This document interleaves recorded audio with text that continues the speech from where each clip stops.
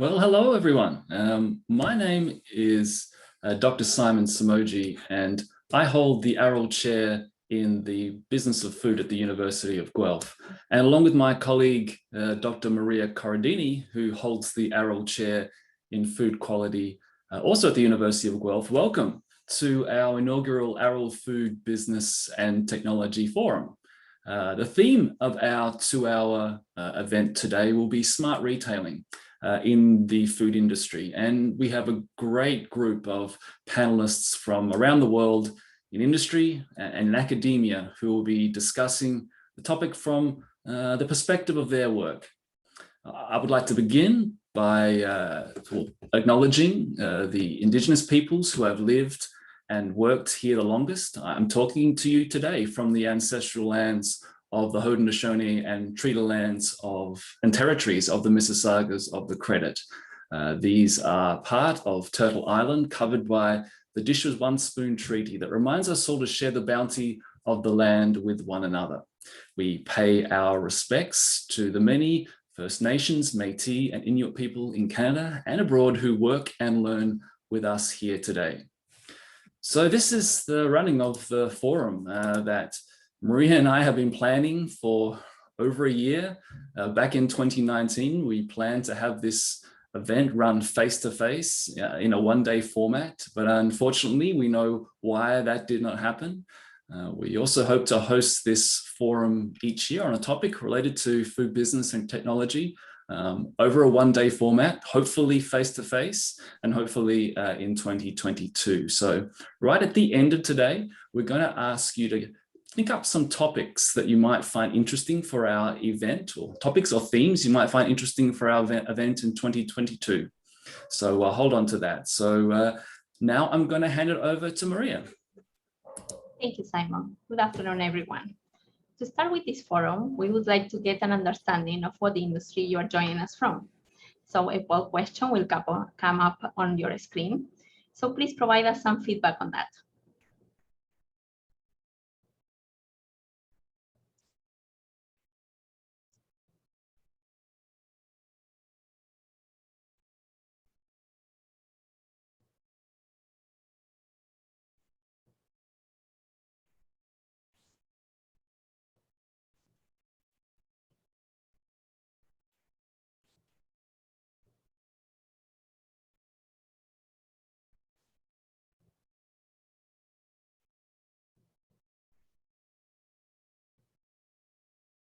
We'll give you a couple of more seconds for everyone to respond.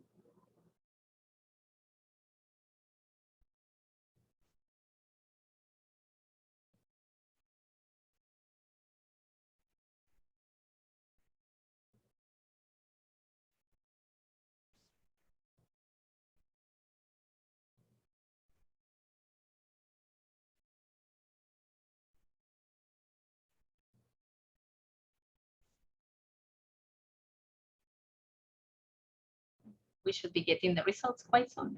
Perfect.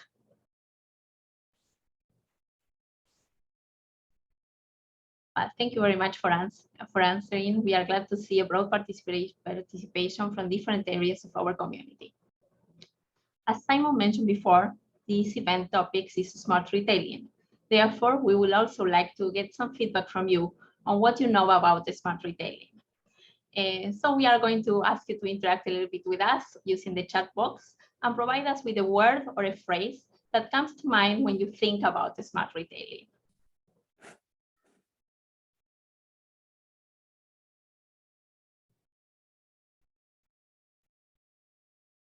So we'll give everyone a second. I can see some coming through now. Yeah.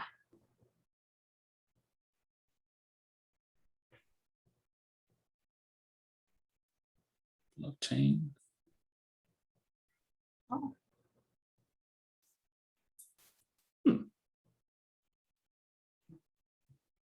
I guess that we are all in sync. Fantastic. Oh, fantastic answers. You know, we are receiving very interesting answers in the chat. And as some of you point out, smart retailing refers to the hybridization between traditional shopping methods and modern technologies. It requires an integration of multifaceted interfaces through which consumers and business interact using advanced tools.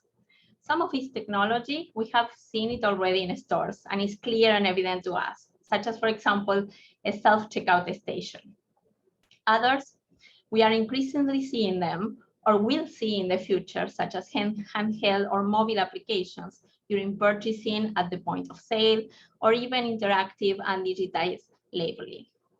So if we have to put it simply, smart retailing involves an interactive and technology-assisted shopping experience in a store whose purpose is facilitating and enhancing the interface with the consumer to reduce shopping and restocking times, improve access to information, and increase the quality and safety of food that is accessible to us.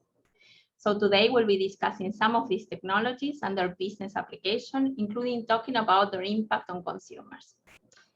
Now, Simon will be introducing our keynote speaker for today.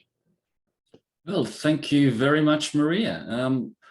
Firstly, we are very lucky to have Mr. Teemu Salmi talk with us today. Teemu is the Chief Information Officer and Head of Digitization for Stora Enso, which is a biopackaging and retail solution business headquartered in Finland, with subsidiaries in other parts of Europe and also in Asia and South America. Teemu holds the accountability of the group level IT and digitization strategy of Stora Enso, while being accountable for the operational IT service delivery of the business. Teemu was awarded the 2020 CIO of the Year award in Finland for his accomplishments in leading the digital and IT transformation of Stora Enso. And before joining Stora Enso, Teemu had more than 18 years of senior and executive leadership experiences in a variety of industries. His past roles have covered executive senior leadership positions in the telecommunications industry, including sales and delivery and transformation of product and service business. And in his most recent role, prior to joining Stora Enso, Teemu was Ericsson's Senior Vice President of IT and Cloud in the Middle Eastern region and in Northeast Africa. So welcome, Teemu, and thanks for being involved in our event. Thank you so much, Simon. What an introduction. Wow, it's not that often you get such a great introduction to an event. Thank you so much for that. And good afternoon to all of you, and good evening here from sunny, nice Sweden today. We have a great evening here. It's not that often I have a speech after dinner, but today is one of those occasions where that will happen. So yes, thanks, Simon, for introducing myself and Stora Enso. And now many of you might think that a forestry company, what does that have to do with smart retail? Well, I'll try to give you an in-depth into that, how that connects, and also then try to elaborate what we actually are doing within smart retail and in that space, so to say. Great. I see that we're getting the slides ready. While we're getting the slides ready, I don't think that there's too much more to the introduction of myself than Simon already did. Thank you so much for that. I will add one more thing, though. Within Stora Enso, I am also actually heading a business unit we call Intelligent Packaging. And this is where the connection comes into smart retailing. And that is the story I will tell you about today. I've been now with Stora Enso for 4.5 years in this capability, and heading the business unit now for 1.5 years as well, in parallel to being CIO and head of the digital agenda for the company. Great, let's see if we get the slides going, and if we could please move on to the next slide. Let's see, yes, and we can actually move on one more. This was the introduction of myself, which has already done. Yes, we are a company in transformation. We are a traditional paper company that like 15 years ago had 70% of our revenue coming from paper business. And that has changed over the recent years. And I will come back to that very shortly. But first, I would like to actually show you a short film about our company and what we do in the space of innovation. So please, let's roll the film. Have you ever thought about what a tree can do for the way we live? The environment, the planet. Too much of what we consume today is made from non-renewable materials. We can recycle some of them, a few times, but we can't renew them. These materials contribute to global warming, threatening growth, prosperity, and our everyday lives. And consumers all over the world are demanding change. They want solutions that will help them take better care of the planet. Now, imagine that everything you bought came from material that is not only recyclable, but renewable. Regrown year after year, where the only gas that's emitted is pure breathable oxygen, absorbing carbon dioxide from the atmosphere instead of releasing it. Trees. We've been using them for ages. They keep us informed. They keep us warm. They keep us protected. And over time, we've innovated and made new discoveries. Trees. Today, we can break the fibers down into tiny, tiny microfibrils and separate the components of wood. Tomorrow, we'll be rebuilding them into new materials, like strong and light carbon fibers, that in turn can be turned into cars, planes, windmills. We'll even be replacing oil-based plastic bottles. Now, you might think that a plastic bottle is not a big deal, but you could build a tower to the moon with all the plastic bottles used in just 1 year, 25 times over. More people living in cities means more of those bottles. It means more food packages. It means more housing. Think about making all of these things with renewable materials. But not only that, we can make materials intelligent. Packages that tell us where they've been, where they are, what's inside, and if it's fresh. Soon, we'll see a range of new inventions pop up from all sorts of places. Transparent wood, programmable wood that can change shape or form depending on the needs, paper that can store energy, and solar panels from trees. Trees can slow down global warming, but in order to do that, we have to take care of them, grow more than we harvest, and get the most from every fiber in every one. Have you ever thought about what a tree can do?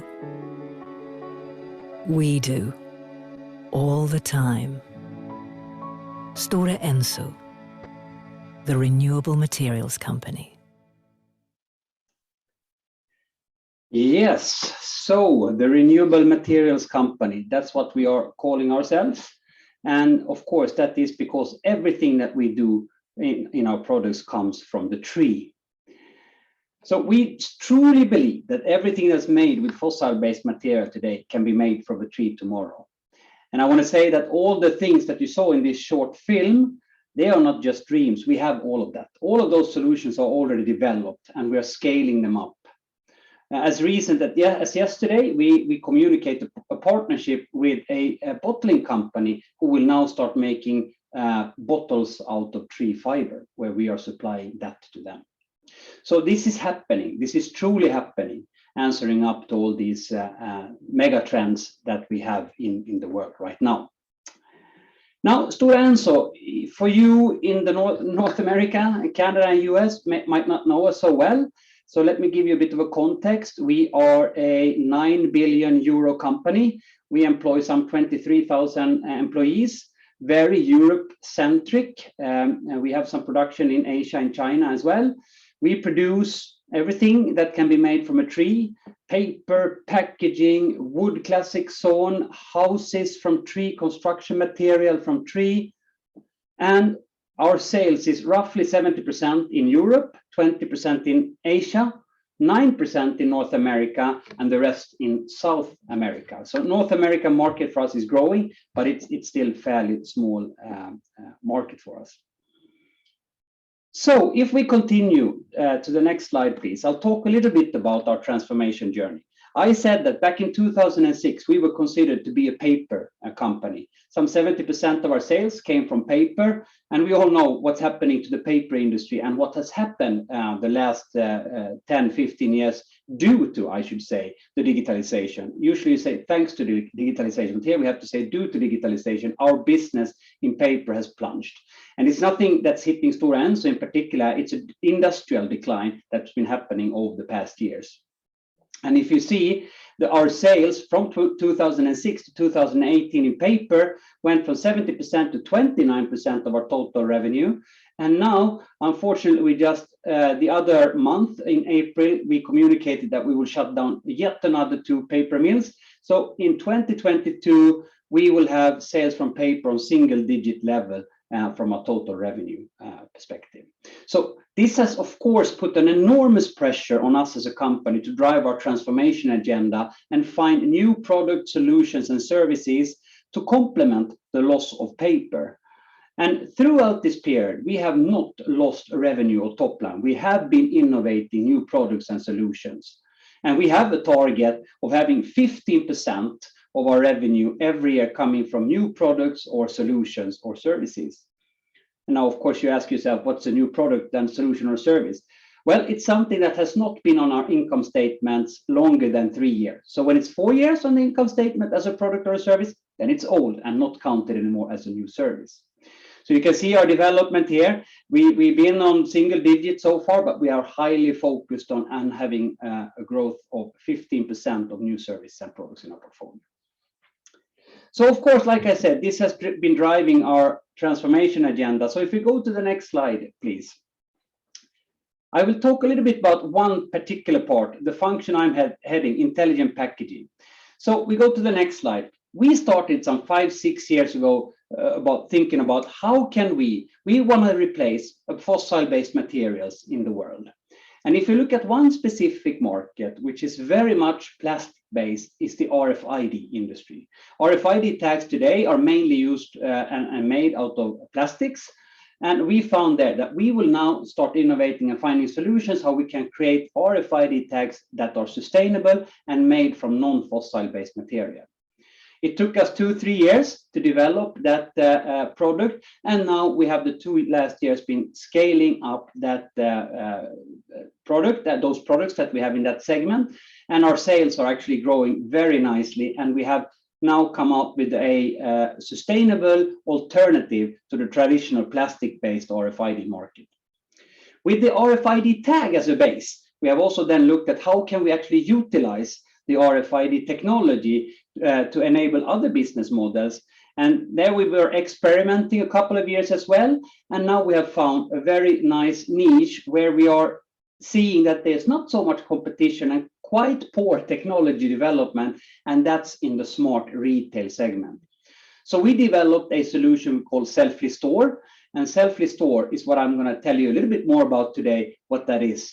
And now we're getting into that specific part. So our RFID technology development continues, and we are launching new products as we go. And as recent as a couple of weeks ago, we launched a new RFID, paper-based RFID tag that you can actually put into the microwave, and it will cause no harm at all.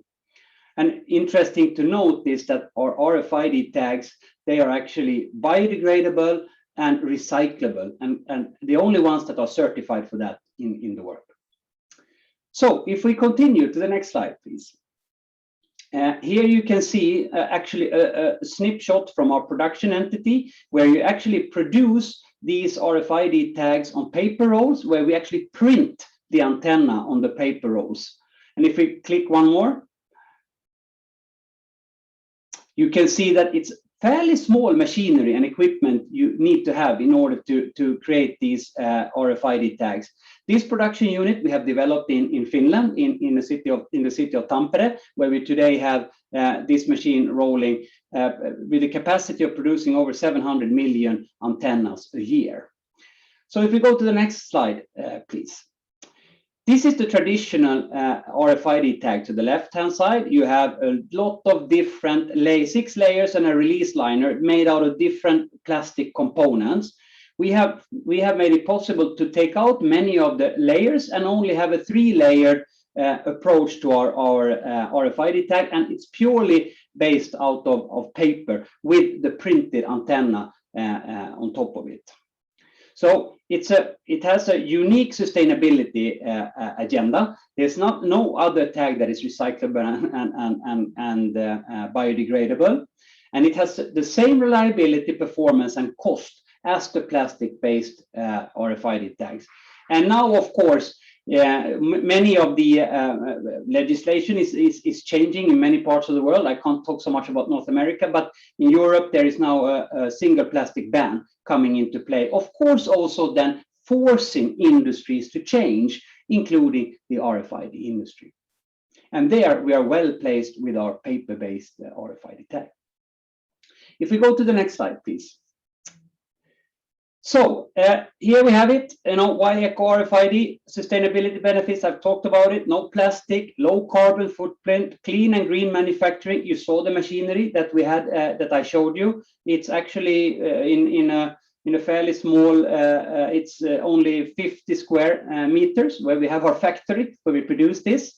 And it's recyclable, and it's cost neutral from a pricing perspective, and it's a reliable and performing technology, proven technology that's now being scaled up, I would say.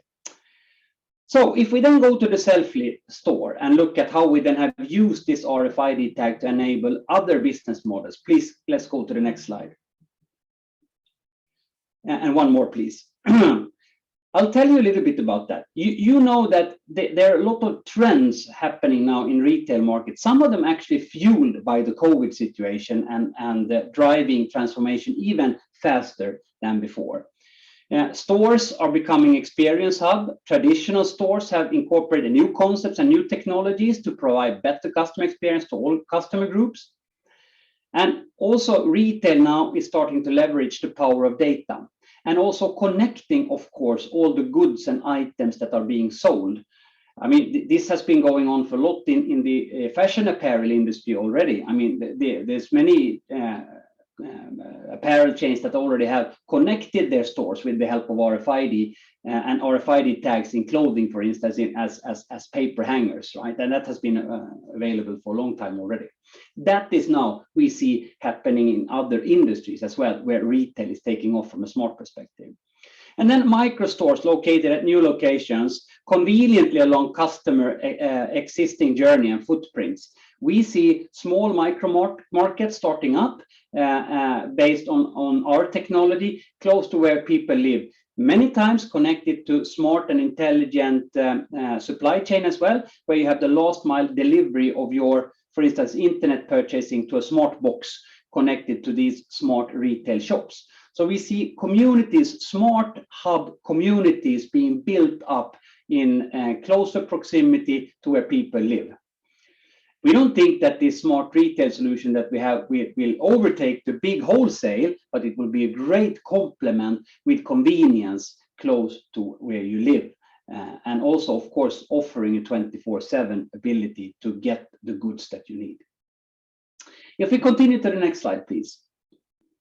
So our Selfly intelligent cabinet, our Selfly store solution, it's built out of many different components, and I'll take you quickly through how the technology looks like and how it works. But in a nutshell, what the customer will see when we talk about our Selfly store is this cabinet that you can see, intelligent cabinet or fridge or cooler, whatever you want to call it. It's a very nice high-end cooler with a screen on top of it, actually displaying all the items that are available in the intelligent cooler with price as well. So on top of the cooler, there is a payment reader. The consumer comes up to this intelligent cabinet, authenticates him or herself with the credit card. The door will unlock and you can open the door, and then you can, while the door is open, you can take products out, you can feel them, you can look at them, you can put back what you don't want to purchase, but whatever you have taken out, once you close the door, will be charged to your credit card. The intelligent cabinet will know what you have taken out because it will always make an inventory of what's inside the cabinet once you close the door, and then it will know what has disappeared since the door was open. The cabinet is totally radio isolated, so no radio signals can leak. So it's very foolproof, so to say, from that perspective, since all the items in the cabinet are not tagged with RFID tags. Of course, the Stora Enso sustainable RFID tags that enables itemization in these cabinets. And of course, looks good. It's a compact size, and we all know that square meter price in retail is high. And this is a way to actually get a very low cost square meter price or square foot price if you're in your part of the world, and easy and fast purchasing. And we say that once this cabinet arrives to our customers, within 30 minutes, you'll be up and running with your business. So it's a very fast transition from receiving the cabinet. You plug in the cord, it will self reboot, and it will take 30 minutes, and it will be connected through a 4G connection router on top of behind the screen on top of it, and all the data management will happen in the cloud. So the retailer will have full visibility of their stock. They have full itemization. They can display over the web, if they want to their customers what's available in their smart stores on different locations. They can run campaigns on different coolers. Say that you want to have 50% of all Coke that you sell in a certain part of the city, but you will not have that in another part of the city, right? So you can do targeted sales with thanks to the itemization and thanks to the data, and that we have the IoT enabled, right? And then as another benefit for our customers who have our solution is that you can also use the screen for commercial ads. While there's no customer wanting to buy something, that when you actually need to show the products inside and the price, you can run ads on, so you can sell actually commercial time on the screens as well. So if we go to the next slide, please. I think I have some 5 more minutes before we need to wrap up here. So the store, the Selfly store in itself, like I said, these are the components. It's the cabinet itself that I just presented. Then there's the e-commerce platform that the operator uses, to know what to refill, when to refill, and also to plan their whole supply chain when they're going for the refilling route. They will be able to see which ones are the high sellers, where you have high sellers, what kind of high sellers, what are low sellers, and how do you optimize the goods in your store to maximize the sales and profit from each store. Then, of course, you have the RFID tags that enable this. And in order to encode, we need to tell the RFID tags what product they will be put on, so they know that it's a Coke when you put it in there, or that it's a Pepsi if you put it in there. So you need to code all the RFID tags. So a desktop encoding station is needed as well to code the RFID tags. Then the operator who goes out on the field has everything in his cell phone. So totally connected to the cloud as well. So all the refill will be done automatically using the cell phone to unlock all the cabinets, replenish the cabinets, close the door, and you will get the full inventory on your phone. And immediately it's of course also uploaded to the cloud. And then we have, through partners, we then also provide support and service on ground when and if needed. Then, of course, for the software support, we have a software engineering house in Finland that actually does the software support for our customers. Right, so if you go to the next slide, please. This is just a snip or a screen print of what the functionality looks like on the e-commerce platform. Like I said, there will be full visibility of your sales, your high runners, what items are selling, where, and so on. So you have inventory management, sales report. You even get temperature report, because many fresh food chains, they need to guarantee that you have a cooling that has not been broken, a cool chain that has not been broken. So you will get the temperature report, and that's monitored, of course, every minute.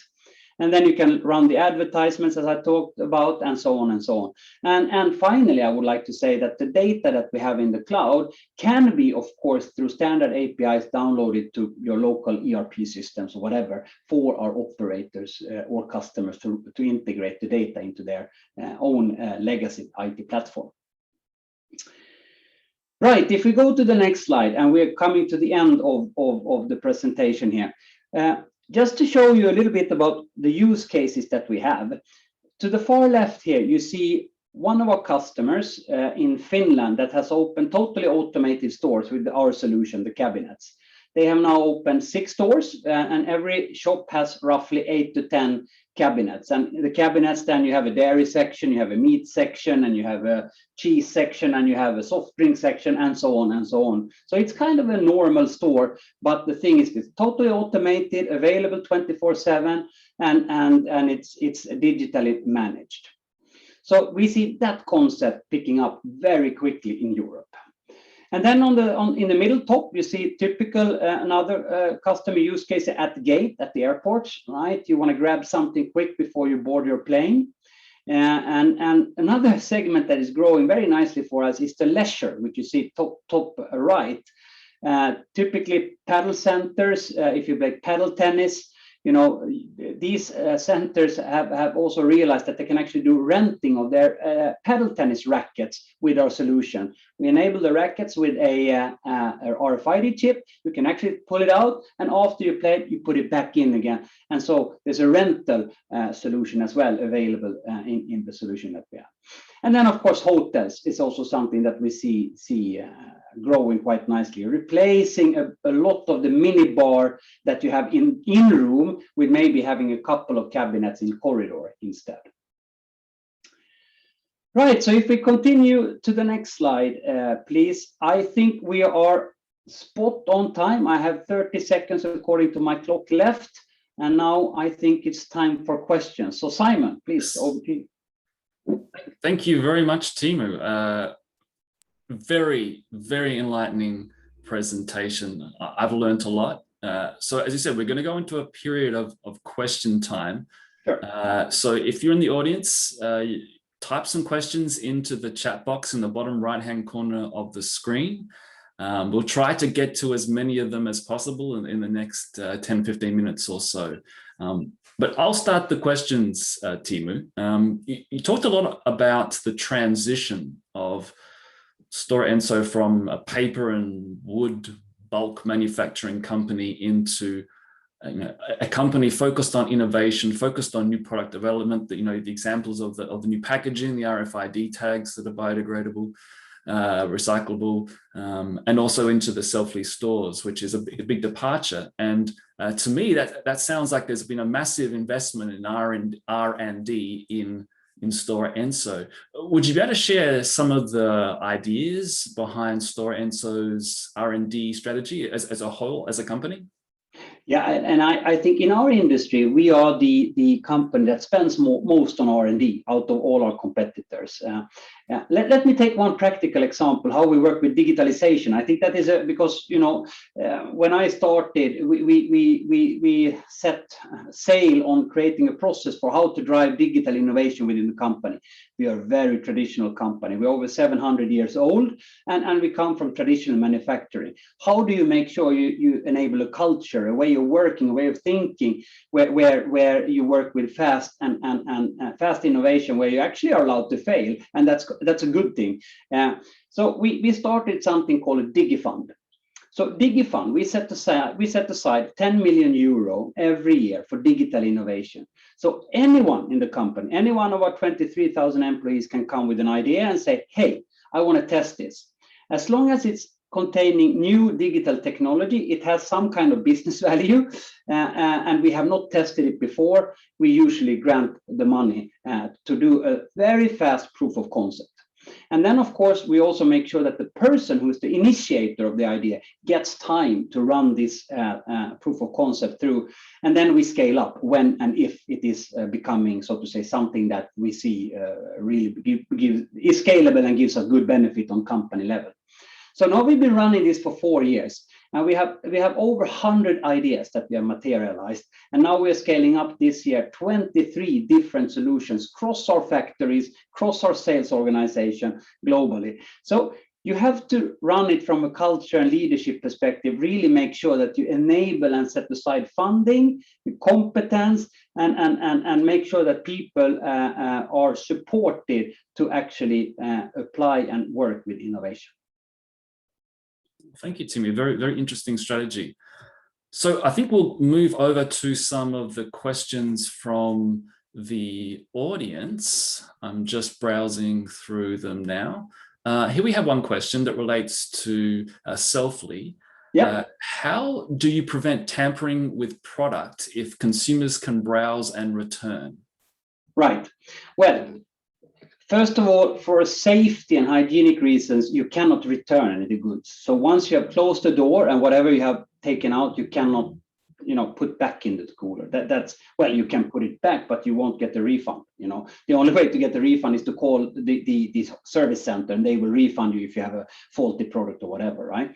And then tampering, the RFID tags, they have an adhesive on them, right? So you put them on to the product that you have in the cooler.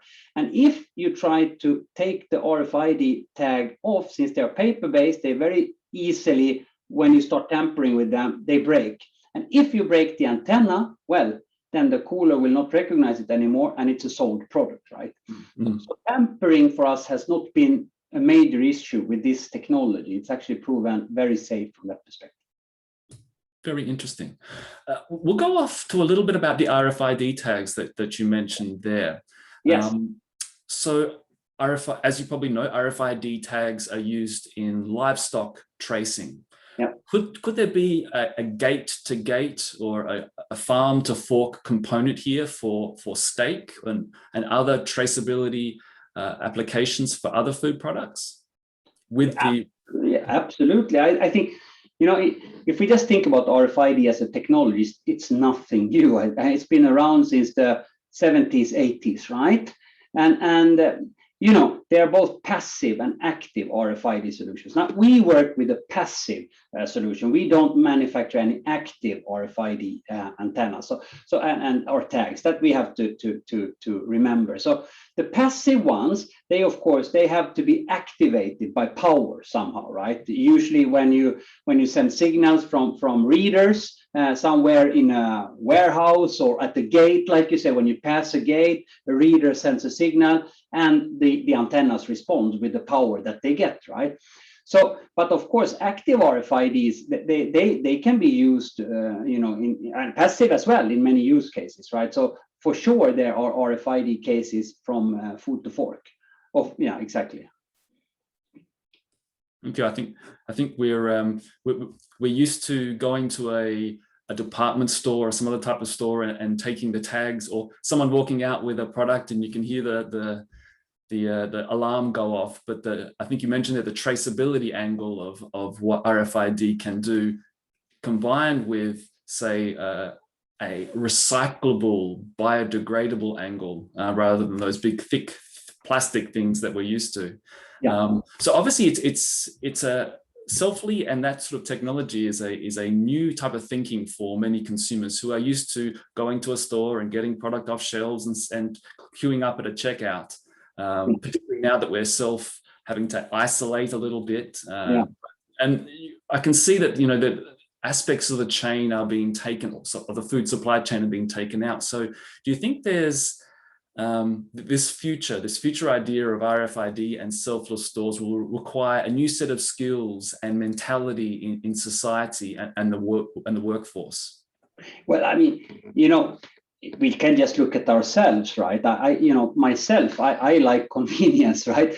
I hate queuing. I that's a waste of time personally, right? Now, so whatever can be made easier, faster, and better for me, and I can handle it when I want to, when I have time, that will be a massive benefit for me. I would even pay a bit of extra for that, And instead of paying $1 for a Coke, I'd pay $1.20, right? Just because, it's easy, I don't have to queue, and I have it around the corner. So I think that, as yes, we are. I mean, these are welcomes in today's society where we stress more and more and we run from one thing to another, right? You don't want to have another burden to get to a shop before it closes, right? If you have a shop that is open 24/7 and you can choose when you want to go there to pick up your stuff, I think that adds a lot of value, right? Mm-hmm. But like I said in the presentation as well, our solution is not competing with the wholesale, right? There will still be the big chains of the world where you go, the department stores where you go in and you do your maybe your weekly grocery shopping, whatever you do. This is complementing that, I would say, right? Where you do the additional purchases that you need to do during your weekly or whatever grocery shopping that you do. Definitely, I don't think we're going to see the death of grocery stores, but no, absolutely not. No, and by no means is this even trying to do that. This is, like I said, a complement to that we see is really taking off, at least in Europe. I have to say I'm not so educated about Canada and US about the situation there, but in Europe this is really picking off. It would seem to me that particularly in remote and rural areas in large countries like Canada, that as long as there's a 4G connection and stable logistics, you could get product into those stores, the Selfly store, and there obviously all the traceability that goes with that as well. And I'm going to follow on with another question about the Selfly store. So we talked about RFID and the purchasing process for the consumer, but also that the traceability with being able to track temperature and other types of product information. But the consumer's paying with their credit card or some other type of smartphone or other device.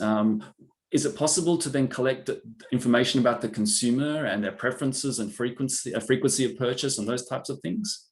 Well, this is a privacy question more than a technology question to me, right? Technology-wise, I mean, all transactions are there; they are saved, right? Then it's all up to what you actually are legally allowed to do from a privacy perspective. You know, tracing people's behaviors and tracing people's personal transactions, right? Technology is not the hinder there, because obviously we need to handle. I mean, the cloud need to handle all of that, so you get the right, debit for the right purchase that you've made, right? So the data is there. But then I think it's more a legislative question than a product technical question, to my perspective. But can I maybe, Simon, add one thing? You mentioned a very important thing about the rural part. And of course, we have rural parts in the Nordic countries as well. And something that we are developing now is container-based shopping, right? So we create containers that are movable and transferable. You can use them either in rural areas. You can use them in festivals or some kind of as a movable shop. That is also a concept that is now actually gaining traction. I just wanted to mention that because you talked about the rural space. Definitely. I think you mentioned that there's a convenience aspect. There's an aspect of the product for rural communities where it's hard to get stores, full-size stores. But flowing on from that, I'm looking at some of the questions that people have put here about food retailing worldwide and implementing this type of Selfly, fully digitized concept. I mean, Amazon Fresh, Hema in China come to mind. Are there other companies that you can see that are sort of taking this on board as part of their future strategies? Yes, I mean, it's still very new. I have to say, I haven't been in retail so long myself. For me, it's a new industry as well. But I was a bit amazed about the kind of lacking technological development in the retail. You have now automatic checkout stores or tills, right?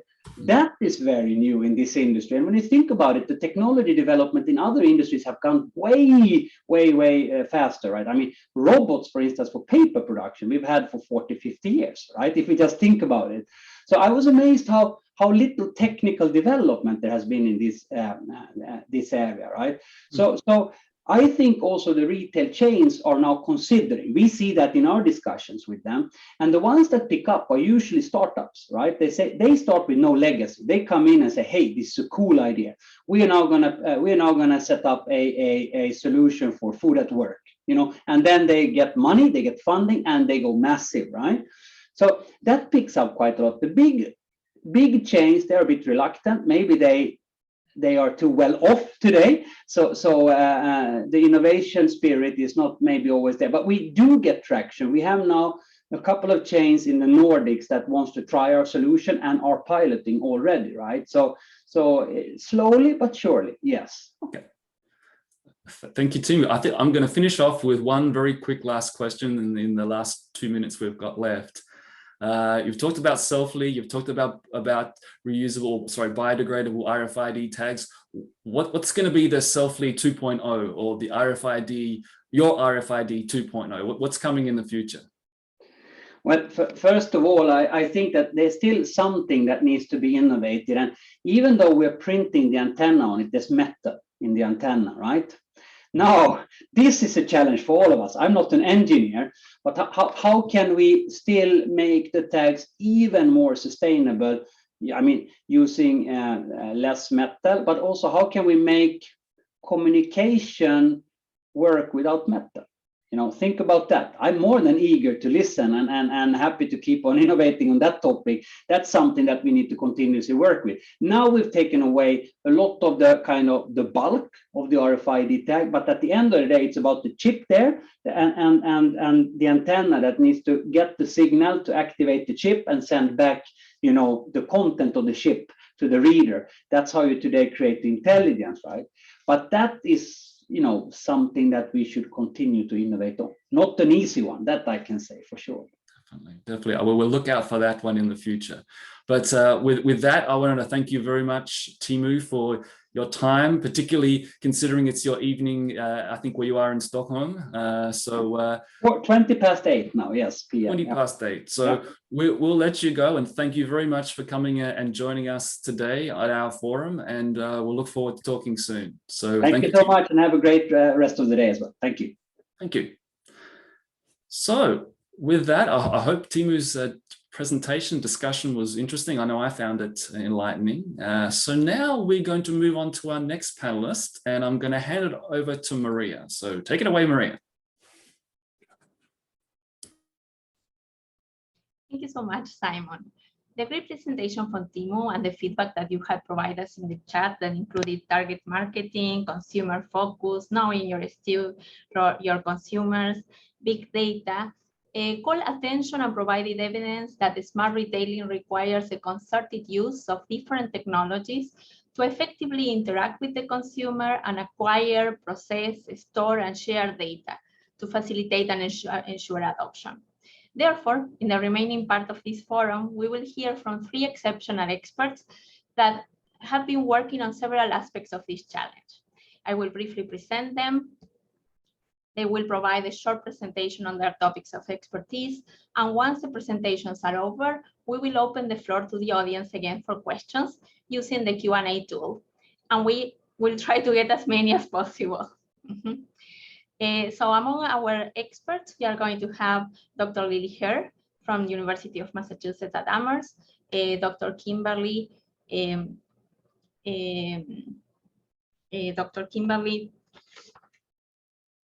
Thomas Francois, and Harumi Urata Thompson. I'm going to start first with Dr. Lily Herr.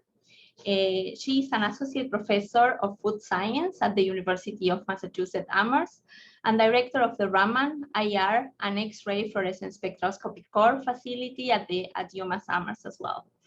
During her relative short career, she has received numerous grants and awards, among them the Institute of Food Technology Salmon Prescott Award for Research, and she was selected as one of the talented 12 by Chemistry and Engineering News from the American Chemical Society, where she was dubbed the contaminant catcher because no food contaminant goes undetected by Dr. Herr. Her research centers in surface-enhanced Raman scattering-based techniques for food safety and other applications. What does this mean? In short, Lily can make your food, tells you its secrets with minimal sampling and disruptions, a convenient feature for smart retailing. So she's going to share some of her research with us now.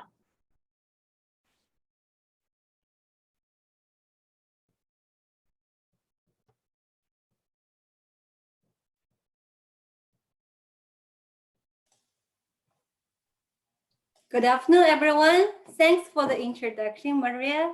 And I'm very happy to be invited to give this short talk here. So I'm an analytical chemist.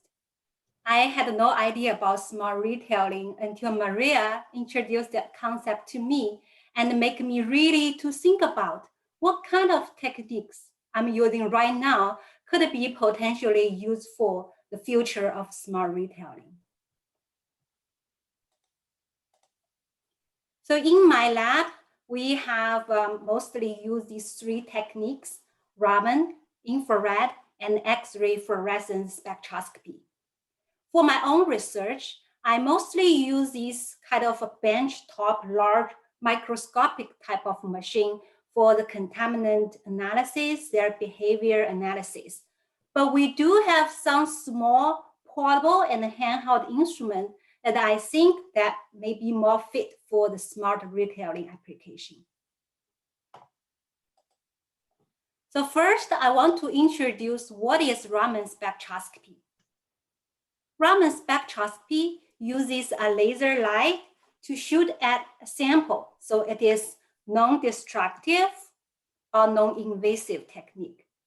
Most of the light will be scattered with not much information, but there is very small portion of the light will interact with the sample and provide you this fingerprint kind of information. Different samples will give different fingerprint. Instrument-wise, it could be as big as a benchtop instrument or as small as like this one is really a size of your hand. So potentially it could be put in the store like the price checking device. So traditional application of Raman spectroscopy in food factory is, for example, when you're receiving the ingredient, you can check in the spectrum to verify it is the material you want to receive. Or used in quality control from the production of raw material to the end product. By matching the spectrum, you know the quality of the food. Or in the R&D development, by analyzing the molecule change that under different processing conditions. So for smart retailing, well, consumers can shoot at a sample to get a spectrum, but really depend on what do they want to know. Do they want to know the identity of the food? Like they want to know really it is olive oil or not corn oil. Or do they want to learn more about the quality of the product? So this really depends on what consumer want to know. But one analytical challenge is a lot of food are in the packaging, right? So how can we get useful information from the food inside of packaging is a challenge. But this analytical challenge can be solved by spatially offset Raman spectroscopy. So traditionally, the point of the laser and the detector is the same spot. In this case, you're getting most of the packaging information. But if you place the detector away from the laser spot, you will be able to get the information of your food underneath a packaging material.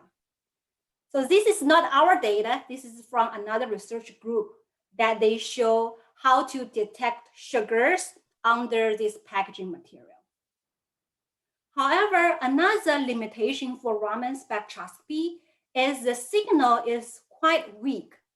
So pretty much you can only get information from the bulk material, like the sugars. You can get information from sugars. But if consumer wants to know the contaminant, for example, pesticide, which usually is in very low concentration, normally Raman cannot be able to get you the information about the pesticide. Then you need to use surface enhanced Raman spectroscopy, which add on the nano substrate. Could be gold and silver nanoparticle, nano patterns, nanoparticle coated fibers. These nano substrate can enhance the signal tremendously, so lead to the detection of pesticide. So in our early work, we developed some simple approach to detect pesticide on food surface. For example, we can swap the apple surface and dip with the nanoparticles and take out, shoot a laser at the spot for the pesticide. Or we can directly adding the nanoparticle on the surface that will be also able to generate this kind of a fingerprint. So again, different fingerprint related with different molecules. So by establish a database ahead of time, that we will be able to know what is the pesticide. And based on the peak intensity, we can establish a quantitative curve to quantify how much is there. But still the hurdle is you need to add on nanoparticle, right? Which you don't expect the consumer to do that sample preparation at a store. A step further, that in this study, that the gold nanoparticle coated fiber can be potentially embedded into the packaging material. And the gold nanoparticle coated fiber can absorb the chemicals, volatile information in the headspace inside of the packaging. And this information will change, the pattern will change, depend on how many days it's stored. So that means we can establish a model to predict the remaining shelf life. And we have a validation study to show it is very accurate.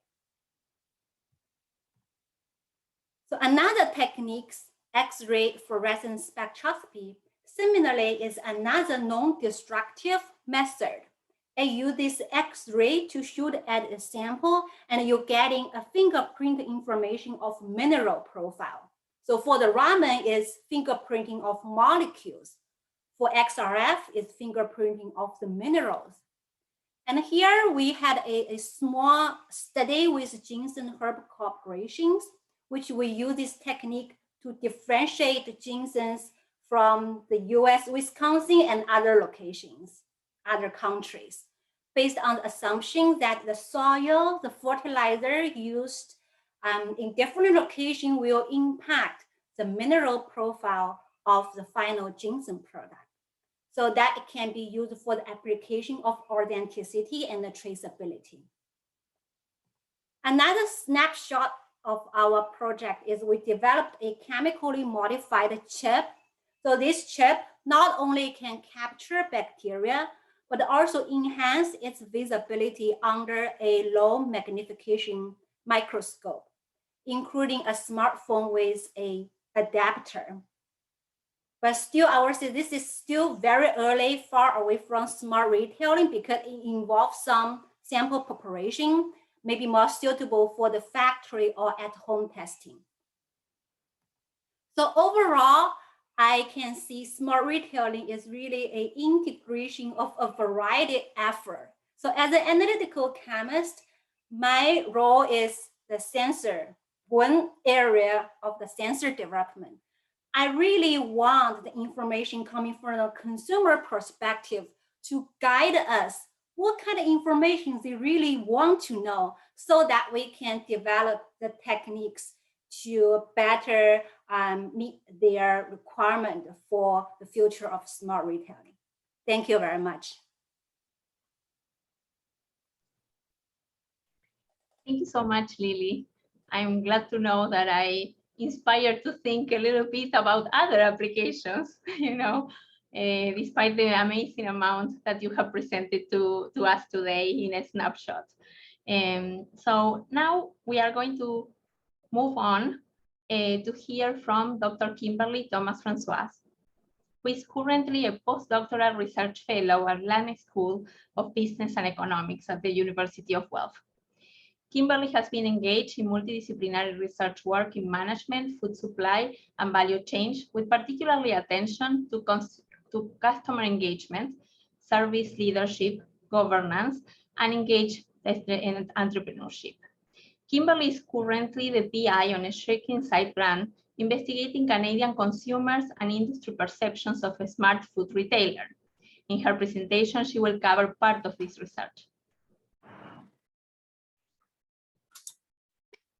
Thank you, Maria, for your introduction.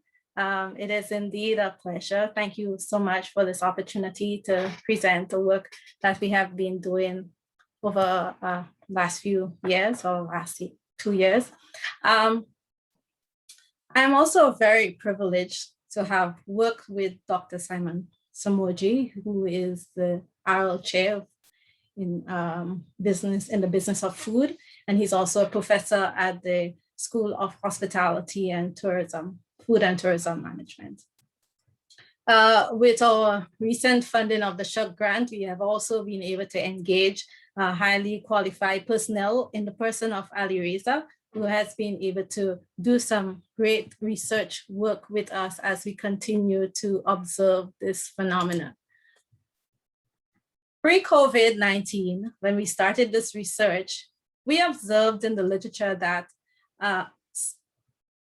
consumers' uptake of smart and virtual retailing or digital food access was very slow.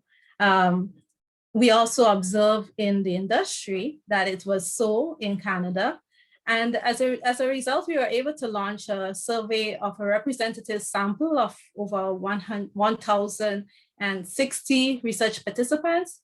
And they also indicated that the survey also indicated that only 12% of Canadians are actually virtually shopping for food. We looked over to our neighbors in the US, and the phenomenon was the same. Even though it's almost a 500 billion grocery industry, we realized that Statista was actually showing that only 2% of US consumers were shopping online and virtually or using smart forms of retailing. Meanwhile, in China, there was actually a proliferation, and I imagine it's still the case, developed and driven mostly by Alibaba fresh hammer stores. So they're actually using multiple options, hybrid options of smart retailing, going into the store, interacting with the technology into the store. The technology is really integrated into these consumers' life. During COVID-19, we're very excited to look into what is happening because we anticipated a change in the attitudes and a proliferation of use in smart and virtual grocery shopping. However, in our survey, we realized that while there was a 49% increase in virtual grocery shopping, which was naturally so because of risk aversion, and an increase in intention to use by most consumers were basically still going to the grocery store. In fact, they were going to the grocery store probably 3 times a week, well, as the statistics show, and they would purchase some items online. So we also conducted a hypothetical experiment in the survey where we give the consumers $100 and ask them to spend this money to see exactly which choices that they're going to choose in purchasing their food, and they reverted to shopping in store. $4 was actually the average. So we realized that there is a lot going on with Canadian consumers that we cannot understand. The current literature doesn't explain it, and we really need to be able to know how in the world are we going to see this rapid adoption of digital technology in food? And so we looked into the literature, and one of the theoretical framework that is popularly used is the technological acceptance model, also known as TAM. However, TAM, as we observe and also critiqued by the literature, does not look into some of the social influences. And obviously there's something else to unearth with consumers. So we decided to, because that's the framework that we had at the time, we presented an extended model of TAM, and we started to conduct research with that. Meanwhile, we also came up with a conceptual paper and where we try to think through what is it? Is it that is causing this? Is it a cultural factor? Is it cultural change? What is it? What are these influences? Are these attachments that consumers have to food that they're not there while they're willing to shop for groceries and jewelry and apparel and all these other things online, they somehow are very reserved to shopping for food online. Let's just look at some definitions, because you would hear me use virtual and smart and digital retailing at the same time. So we defined virtual grocery shopping as a purchase of food or personal items via a food retail company's internet portal or application with delivery at the consumer's home or designation or in store pickup. And whereas smart retailing is the phenomenon whereas the consumers are actually purchasing these items in store. However, they're doing so without direction, assistance, or interference from employees at the store, rather computerized information points, and which also includes self-checkout.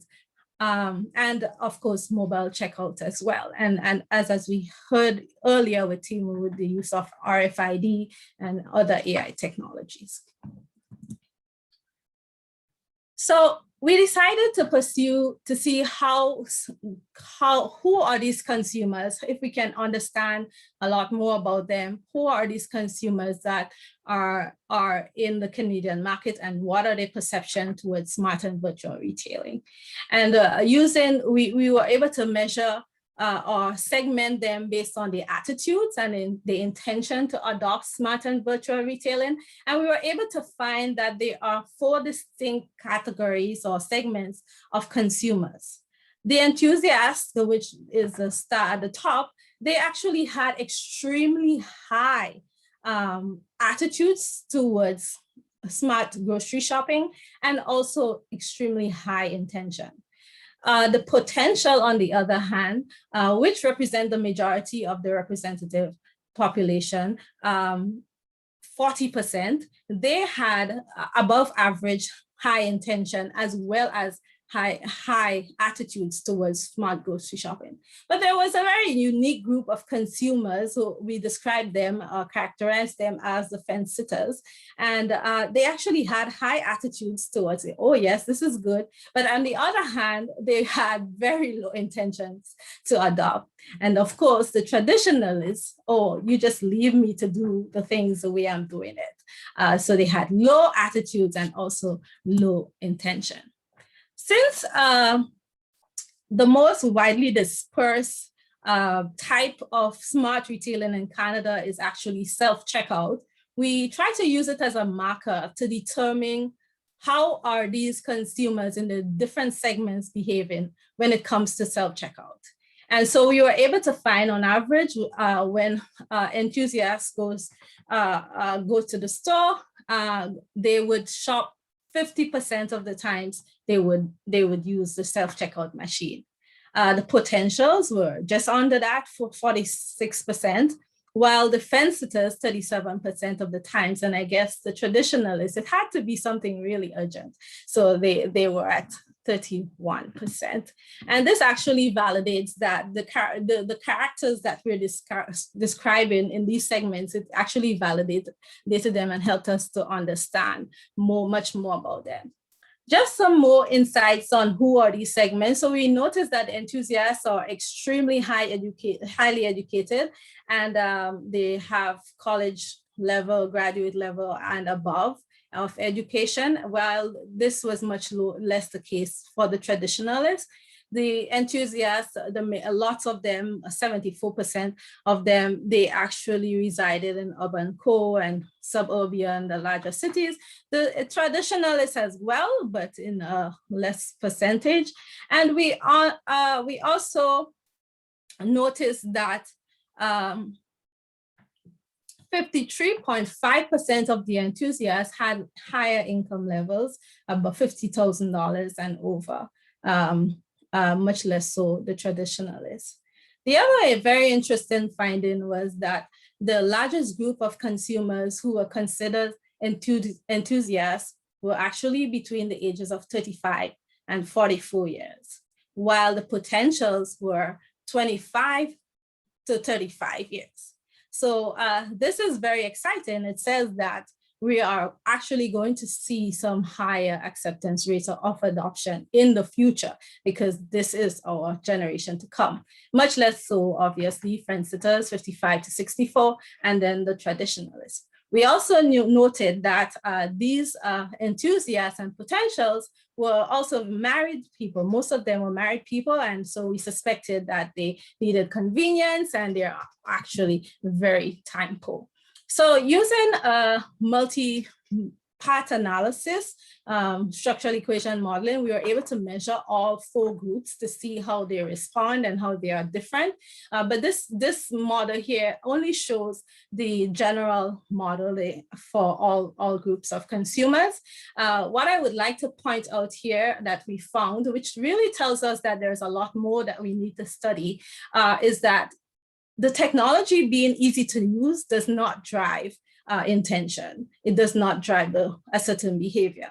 And we also learned that even if the consumer is technologically savvy, they're also not going to do it if they don't want to. So these 2 parts were not statistically significant. All of the parts were. It just showed that there is a lot more to do in the area. For practical implications, we can see that consumers' attitude, or we have been able to conclude that consumers' attitude towards smart food retailing has the strongest impact on adoption, and it is supported by the literature on attitudes. However, we notice in the SEM for fence sitters, that is not the case. Fence sitters are motivated more by convenience. So retailers will have to show how convenient this is and really convince fence sitters of the convenient option that it is. The TAM model that we use also helped us to see that there is a state of readiness to adopt smart grocery shopping in the Canadian market, and that different groups have distinct behavioral patterns. The other thing that is interesting to note that there is a need to have those platforms, just existing alternative platforms, as Timu was saying earlier. You need to have, it's complementary. So even if consumers are using the omni-channel approach already, they research online and then they go in store and buy, then at least you have some presence and you have the opportunity to capture as many consumers as you would like. The other thing that we also noticed that consumers are really looking for convenience, and they're looking to save time, they're looking to increased access to purchase food, and they're also looking for transactional ease. And finally, that social factors is indeed the sweet spot for the future research. And it's a major reason for adoption. And so we were able to prove that. And so much of our future research is looking into developing that theory of cultural change acceptance and trying to see how we can do some further investigation on the subject matter.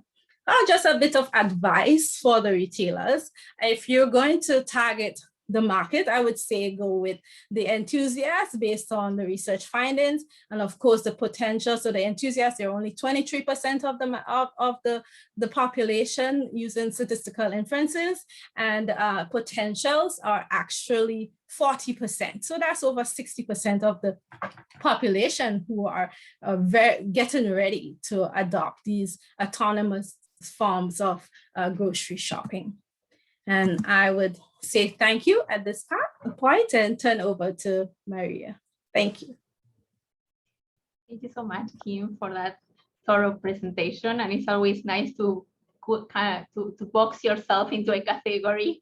I was not surprised to see that I was an enthusiast. No surprise. No surprise. I get excited about many things. Apparently, about technology is not an exception. So we are going to come back to you with some questions. And now I'm going to introduce Harumi Urata Thompson, who is the founder and CEO of HAT Consulting, and she specializes in leading and advising companies and taking innovative paths to achieve strategic, operational, and marketing success in their business on different subjects, including artificial intelligence, blockchain, cryptocurrency, cybersecurity, and diversity and inclusion. Harumi has held several senior and executive leadership positions in healthcare, science, and finance, particularly due to her ability to reach technical and operational requirements within our organizations. And we are very happy to have her to give a very short presentation followed by questions. Thank you, Maria, and thank you for the whole institution to invite me to this event. Food is definitely one of the sciences, and I don't necessarily get to talk about the technologies that are as its position in the food industry. So I was actually really excited to kind of think about what aspect of technologies that are related to food that I can bring to today's presentation. And I was kind of going back and forth, and this was a really exciting event. So thank you very much again for this introduction. As I was introduced, my name is Harumi Rata-Thompson, and we are going to be talking about how the emerging technologies specifically can really help the food and food industry in general. If we want to go to the next slide, first couple of slides are very generic ones, and Maria actually just gave me a very extensive introduction. So I think we can skip this slide and go to the next one. So there are only two things that I want to actually really talk about today as part of presentation. And I want to kind of make it as digestible as possible because the moment we start getting into the nitty gritty of the technology, it's kind of like it gets too technical, and then we start moving away from the real principal reason why we're talking about it, how it helps us, right? And then just to give you my background, in addition to what I do today, I actually started out I studied business undergrad and then also went to business school. I started out as a traditional investment banker. I was in the front office for a number of years before I switched into technology. And I'm one of those people who I do really think that because I have experienced the industry first before I moved into technology, I can speak finance to technology, if that makes sense to you. And then that was the beginning of my really realizing what technology can do and then how it can change our lives or support our lives. So if we can go to the next slide, I will talk about the data aspect first, and then I'll talk a little bit about blockchain. So there are a lot of different things that what we call AI, artificial intelligence, can do. And what it is really is that there's a lot of data that we have collected, not just in this digital era, but from the moment, right? I mean, we were kind of, the planet was born and people began to think of how did the past kind of change our future? You know, whatever the kind of data that we have, we unknowingly have been processing it for advancement of our lives or to make our way of conducting business more efficiently. And AI as technology is nothing but the helper to make sure that we can process that kind of data in a little bit more efficient way. So let's talk about some examples, and then let's talk about how some of these things can help the food industry, right? So I mean, we all know about image recognition. I mean, we all see these pixel stuff on the TV, news, on the computer every day. How does that really help us, and how can it help in the food industry? For example, I mean, we have, how do we select really food? I mean, we kind of visually take a look at it when we pick the food, when we harvest the food, we kind of look at it and we say, well, I mean, this looks good enough, and then we're going to put it into this batch. I mean, this looks kind of small, and then we're going to put it into this batch. What if there's a machine that you can just put through the whole food, right? And then can say, okay, this is small, this is big, this is slightly out of shape from what we want, so we're going to put them all in a different batch. There are already obviously like things like that we are doing, but that's nothing more than just image recognition that our eyes used to do, that we now outsource to the technology. And then that's what the technology is really adopting. What our eyes could do, now the machines can do it a little bit faster. How about market-driven big data analysis for go-to-market? I mean, when we say these things, it's just a mouthful of what we do. But I mean, all these years when a food company comes out with a new snacks or new ways to process food or a new kind of ways to freeze food, right? And then package it and then sell it to us through supermarkets, for example. We always had some test market, and we were always collecting data, and then we always did, okay, so in this market it did fairly well, so we'll try it nationwide. Now, what if we already collected that kind of data from the past, a lot of similar data, maybe not directly related, not directly coming out of the new product that you want to come out, but you have come out with a similar snack in the past, and then how did it do? How well did it do in this particular season? How well did it do in this region? What kind of marketing was paired with the launch of this kind of food? All this sort of information you already have. And all that this kind of market-driven big data is doing is to just gather and see if we can apply to the new product that you want to test out in the market. So that's something, again, in the marketing department and other departments used to do with or without knowing about these things. Pattern recognition. This is an interesting one. It's obviously about some of the pattern that we have seen in the past, and some of the things that I can think of is the weather pattern. When the weather has behaved this way the previous year, next year the harvest has become like this. And all this kind of stuff, because we have the artificial intelligence that can process massive amount of data, and don't necessarily forget some of the small incident that we might forget, right? When we're analyzing massive amount of data, it can do. So things like this can really help us with agricultural business, which is, obviously directly food related. Sensors to building in efficiency. This is precisely the one that we were talking during our keynote speech, the Selfly, right? I mean, it actually has a sensor to know what has been taken, what needs to be added. So that really adds the efficiency to the logistics and supply chain and all that kind of stuff. Portfolio analysis. What do we do? I mean, when you're analyzing, let's say, a lot of different types of supermarkets, you can start saying in this kind of demographic, in this kind of region, when you have a portfolio of, let's say, supermarkets, when you have this kind of ethnicity people living nearby, what kind of things do we need to stock the supermarket with? Of course, a supermarket is always going to have a certain lineup of everything, but what kind of collection might do the best? So all these things, again, but because it has the ability to do this kind of analysis, it can. Again, nothing that only because the artificial intelligence or the big data have emerged, we can do. We have always done that from the experience or with the limited amount of data that we as human beings were able to process, or maybe the spreadsheet. We used to do all this kind of stuff. But because the artificial intelligence that's breaking down the big data of the world, we can do it a little bit more efficiently, and we can process much bigger data a little bit easier. So these are some of the examples where the data, artificial intelligence, can really help our lives every day when it comes to food. And it doesn't just have to be food, anything else that we do on a day-to-day basis. If we can go to the next slide, please.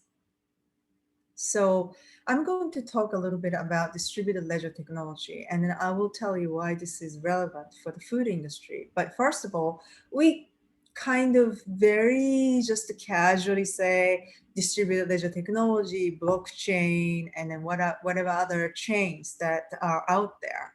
First of all, what is it? When first this concept began to come up, and then I did not know what it was.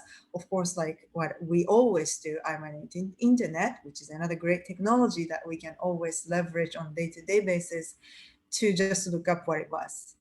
There are variations of these explanations, but basically the technological infrastructure and protocols that allow simultaneous access, validation, and record updating in an immutable manner across a network that's spread across multiple entities or locations. When I first saw this explanation and similar explanations, and going to different websites, reading some little bit more kind of broken down way, I mean, I basically said, I'll never understand this blockchain or distributed ledger technology. What am I going to do with it? I don't understand it. I really care less. But then when somebody explained it to me in this way, it really made sense to me. So I actually have this picture itself was just some random picture that I found, and I pasted here for everybody's kind of visual effect. But what it is on the right, no, sorry, on the left is where we have been traditionally connecting to the central database. So think of each one of us, each one of our computer or each one of our office, right, connecting to the central database. And so it's a pretty much sort of one direction connection. And then the central database spit back the data to you. But what the distributed ledger technology did is it basically eliminated the big, expensive, dark room where you often see like in Mission Impossible something when people penetrate into the big data center to steal certain important things, right? I mean, that big expensive data center has been eliminated from the system, and each computer is connecting to each other. So effectively, we have one master spreadsheet that everybody, as one person updates the data in one sort of spreadsheet, everybody gets pretty much the simultaneous updates.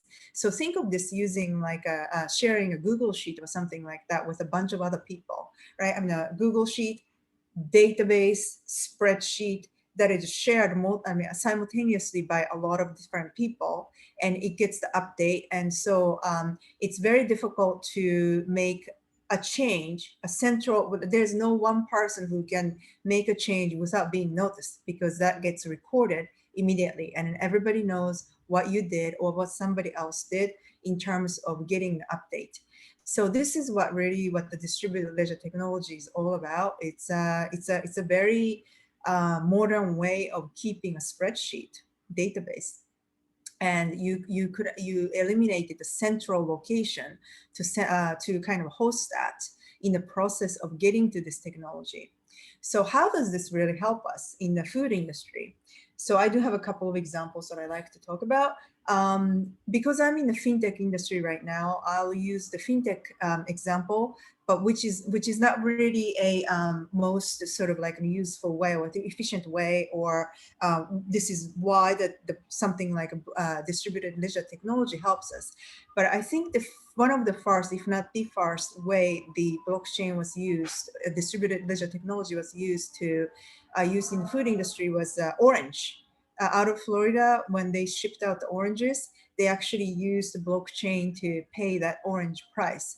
So that was, as far as I know, the first example of how the blockchain technology was used. So basically, the payment itself was still, I think, the regular currency. The receipt of the product and the receipt of the money has been communicated through the blockchain. But where I think something like the technology of this nature really shows the power, and I'm sure some of you have heard about it already, is when you really need to track each shipment of spinach or one of those vegetables through the exact kind of data line. So if there's a batch of bad food that's found at the end of the retail supply chain, right? What do? I mean, because you don't really know how much more impact the shipment has, you might toss the whole container or whole sort of shipment, right? If you can actually track it back exactly where the shipment comes from and that bad batch came from, you can just eliminate that small portion of the food. Hence, you don't have to waste any more food than necessary. That kind of tracking it back to the exact source is something that a technology like distributed ledger technology really allows. So I really do think that the distributed ledger technology's real power is in that supply chain, tracking the logistics and things like that. And I would love to see more use case in the food industry. So here I am, and I'm coming to the actually end of the main presentation itself. The rest is, if you want to go forward, that would be just my contact information that I have. So I am done with my presentation part.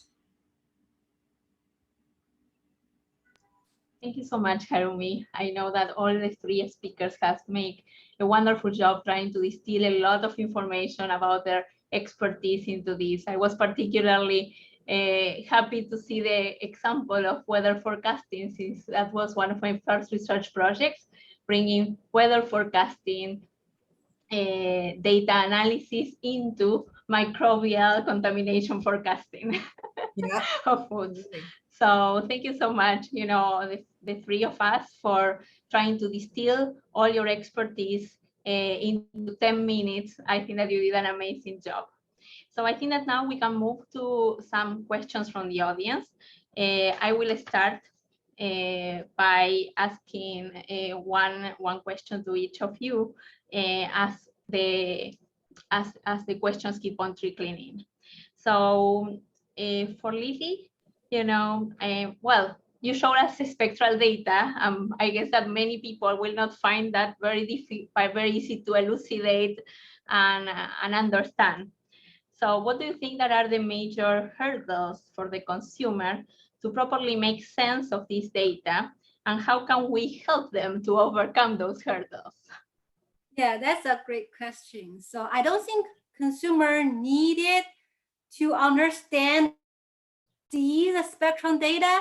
I think there will be a black box where everything put in, the output directly would be very simple and straightforward information.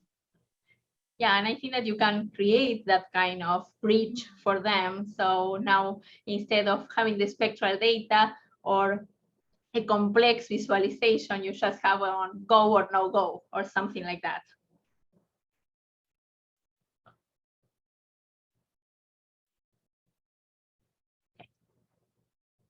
So I think that we lost Lily.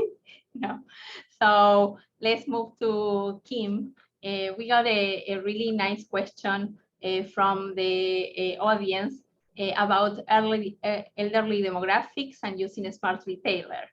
And so do you think that you can get further information on the demographics about online shopping, and that the elderly are a particular interest of this segment? I know that they are mentioning that it's a large group and they could benefit from smart retailing, and also, of course, a smart online ordering if it is affordable. So do you have any data on that? Do you have any data between the correlation of smart retailing, online shopping, and elderly demographics? Okay, so what we have been able to find, and it was also found by previous research, Han et al., that there are some situational factors that would encourage shoppers to shop online, and that includes the elderly.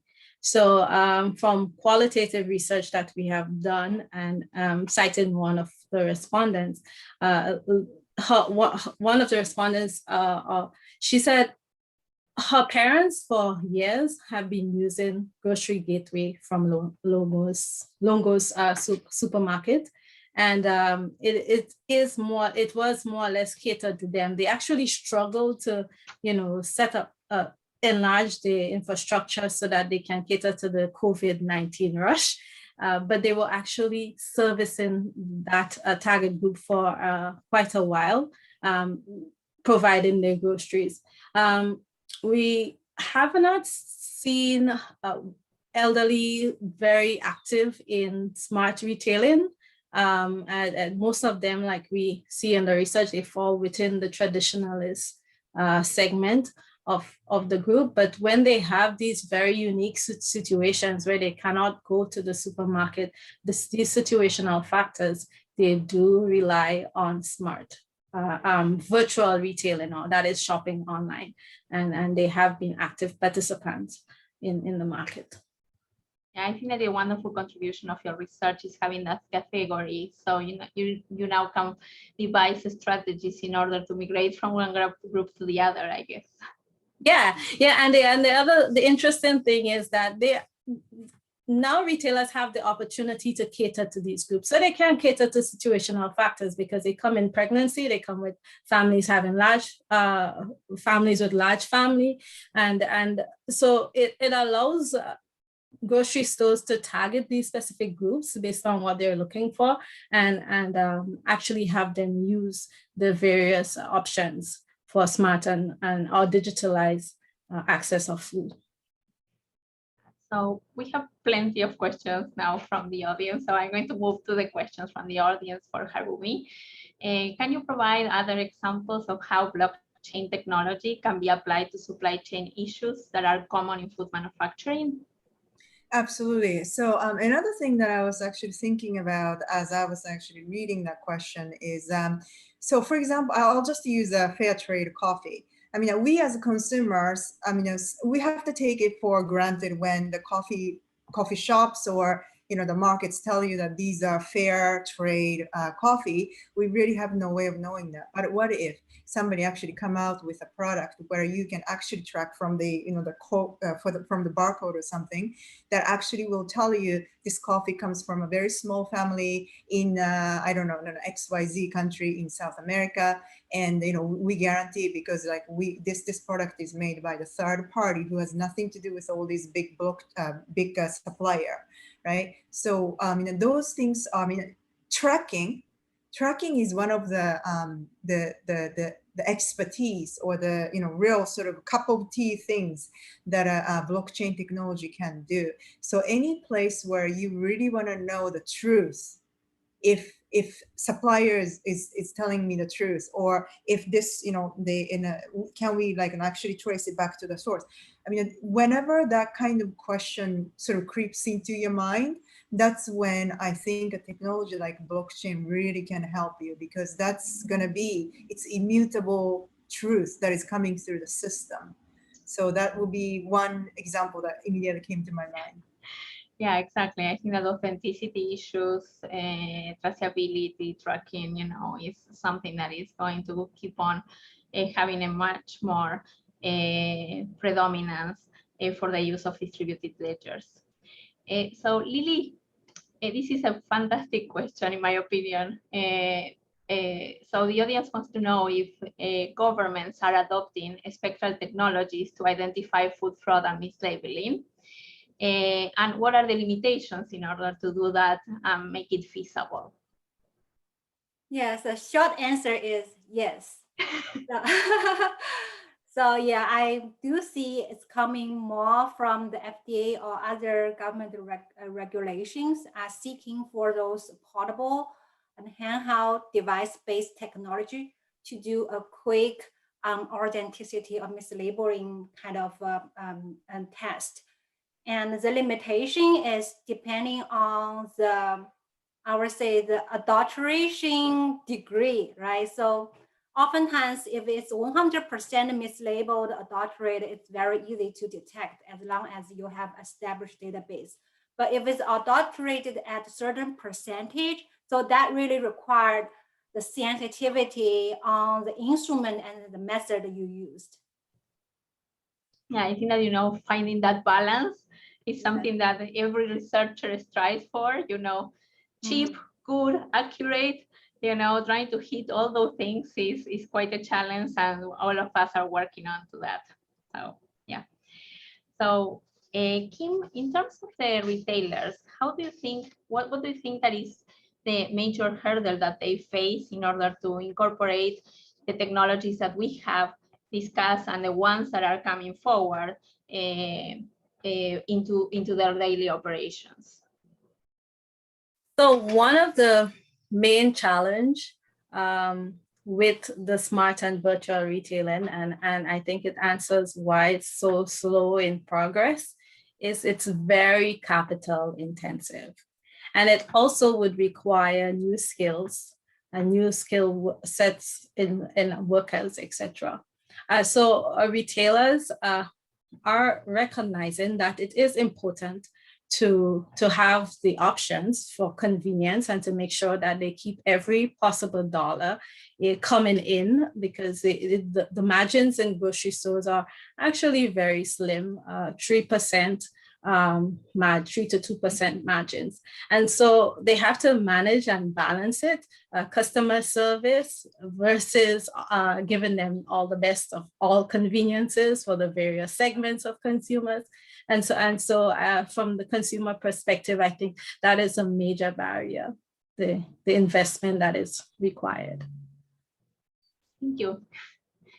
So Harumi, when it comes to the use of AI, some of the audience wants to know if now we can monitor and inform food systems interactively, and if these systems can become self-learning systems that will allow us to purchase better, access better food, and maintain a better food supply. Yeah, absolutely. So this is like, a part of what some of the, especially the marketing people call social listening. So there are now, amazing sources of, grassroots information, if you will, that are out there, and then that are constantly talking about, okay, this is a new product that is amazing, you should try it, or I heard not such a good thing about this particular place or this particular sort of, I don't know, vegetables, or, oh, have you tried this new kind of like nut meat, it's amazing, right? All these things actually can be read by the, or listened for that matter. That's why I was kind of pointing my ear while I was saying read.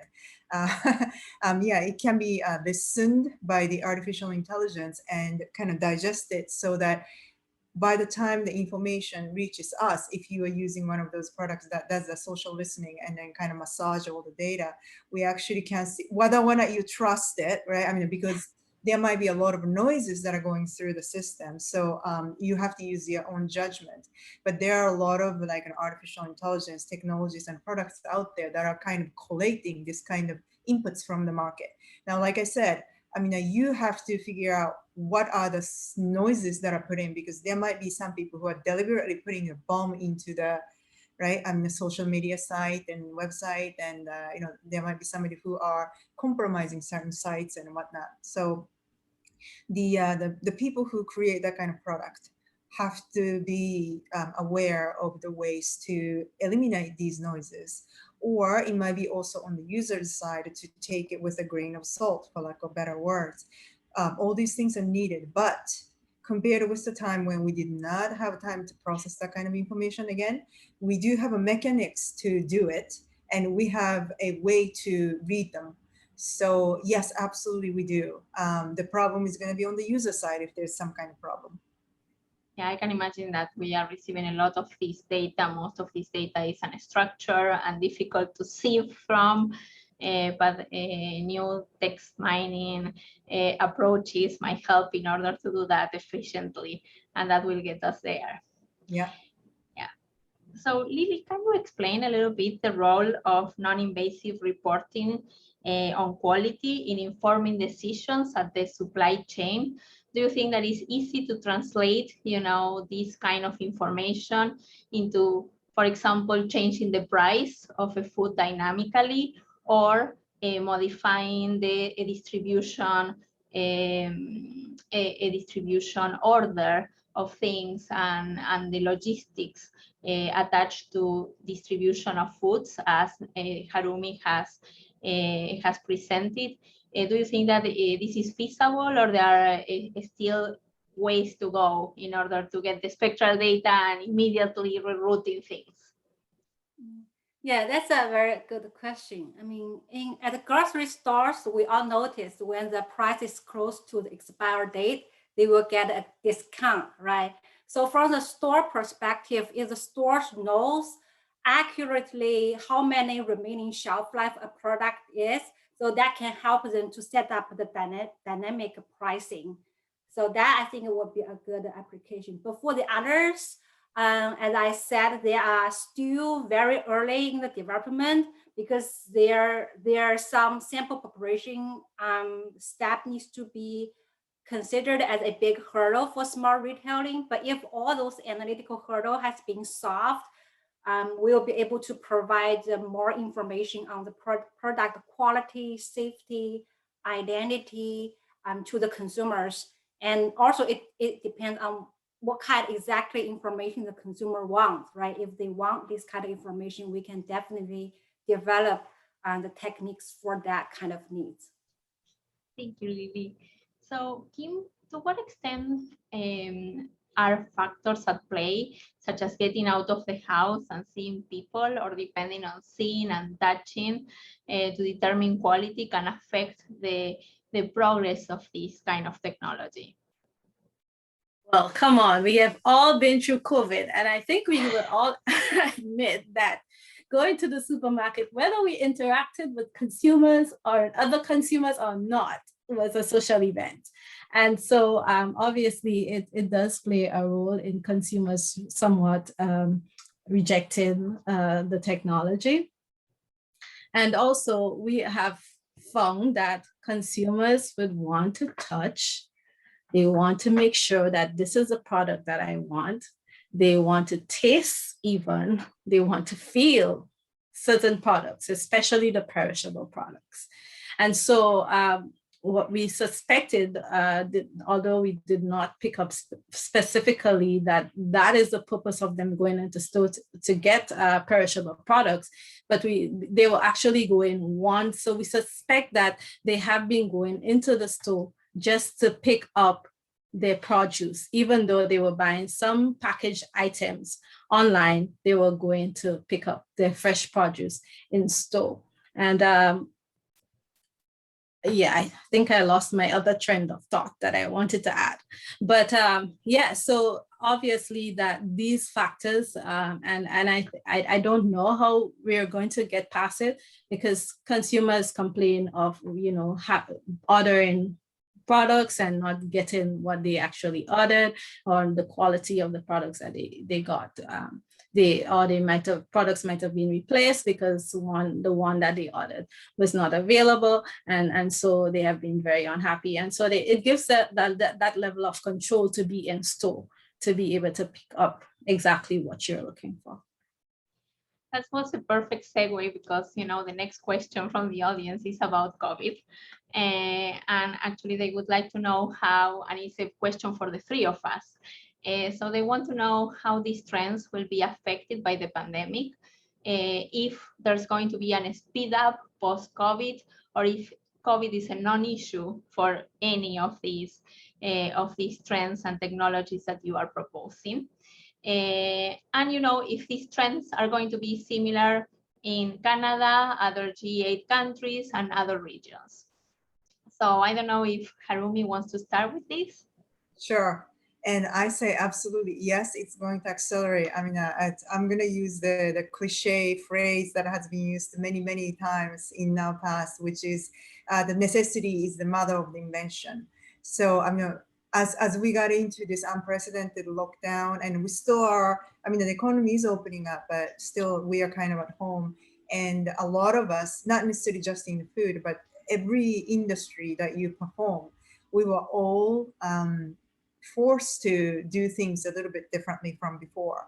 So what if you cannot go to supermarket? Then even probably the people who never even really touched the internet in a meaningful way were forced to do the online shopping to make sure that at least the food and certain supplies come into place.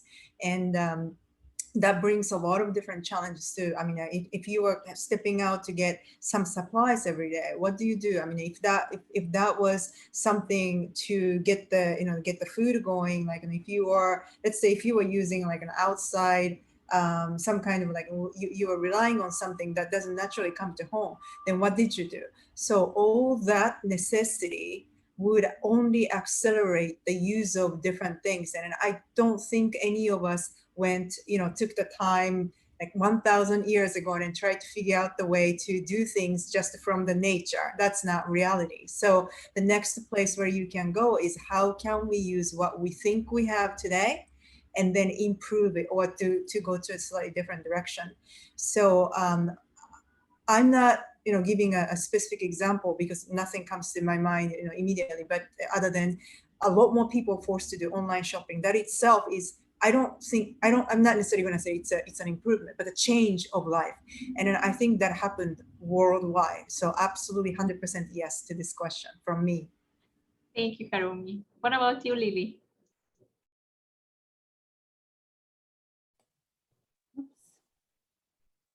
Yeah, so do you think that, yeah, you're perfect. Okay. Okay. Yeah, so definitely I see the change of because of the COVID to everything, including the shopping and doing research, right? So moving online, I would say place another hurdle for these techniques to be in place, because we targeted at the consumers to use it at the store, like price checking machine. But if you're doing it online, it's not possible to do that.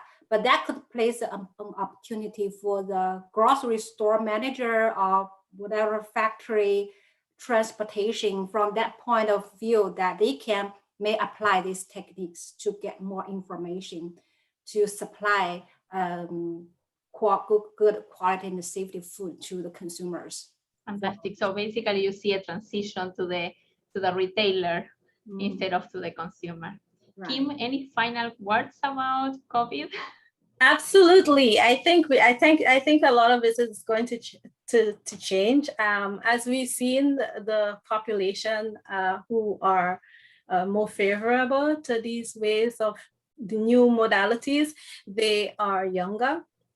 And so we are also preparing for it. So we have been looking into new constructs, new theoretical framework, like the digital tech trust and digital readiness. And also we're looking at the consumer's appeal, what exactly is going to appeal them, and do they have any affection to this mode of shopping. And so we do expect that the marketers are also predicting that the trend is going to be almost a fully digitalized world, especially with 5G coming into play. Thank you so much. I would like to thank the three panelists and of course Timo as well for the amazing presentations that they provided us and all the thoughtful answers to our questions. I would like to pass now to Simon. I would like also to address and thank the audience for their participation, particularly to Tony and Laura Arrell that are joining us for this event as well. And we hope that next year is going to be in person. So Simon, why don't you wrap this up? Cool. Thank you, Maria. I think, well, I should say there we have it. 2 hours has almost flown by very quickly. Look, first of all, I'd like to thank everyone for their involvement today. Timu, Lily, Kimberly, Harumi, and all of you who have been listening today. I've learned a lot about new innovations in packaging and retailing. I know what Raman spectroscopy is about how that impacts food safety, the importance of AI and traceability in the system, and how we need to work or understand consumers a little bit better to make these innovations a marketplace reality. So I think we have a lot of work to do, and I think it's been an interesting 2 hours, and I think hopefully it's been interesting for you as well. As Maria mentioned, and as we said at the beginning, we want to host this type of event in the future. We would prefer to do it face to face. I think we'd all agree being able to talk to people and be in the same room is a little bit better, or a little bit different, but probably better than staring at a computer screen. So we're in the process of deciding the topic for our next forum. We'd like this forum to happen on an annual basis, probably around about this time of the year, but on an annual basis. I'm going to give you an opportunity in our chat box to maybe put some ideas that you've got. You don't have to do it right away, but we can collate those ideas that you might want to, some topics for next year, in other words. And so, yeah, if you want to write some down, we'd be appreciative of that. But in any case, keep a lookout for an email either later this year or early 2020 on hopefully our first face-to-face Arrell Food Business and Technology Forum. As Maria mentioned, I would also like to recognize Tony and Laura Arrell, who are from the Arrell Family Foundation and are important benefactors, and they were with us today. So thank you, Tony and Laura, for joining us. There's been a lot of people working in the background on this event. Two people I'd like to particularly point out, Muriel O'Doherty and Jessie Ann Lowen, who have been working on the logistics. And without those people, we really wouldn't be here where we are today. And everything's gone very smoothly. Some of you have asked about the slide deck or the recording. This event has been recorded, so we're looking at posting the recording on the Arrell Food Institute website next week. So keep a lookout for that. So with that, Maria, I think we'd all like to both say thank you very much for taking your time away from work and family, and we look forward to seeing you all very, very soon. Thank you so much. We hope to see you next year. All right.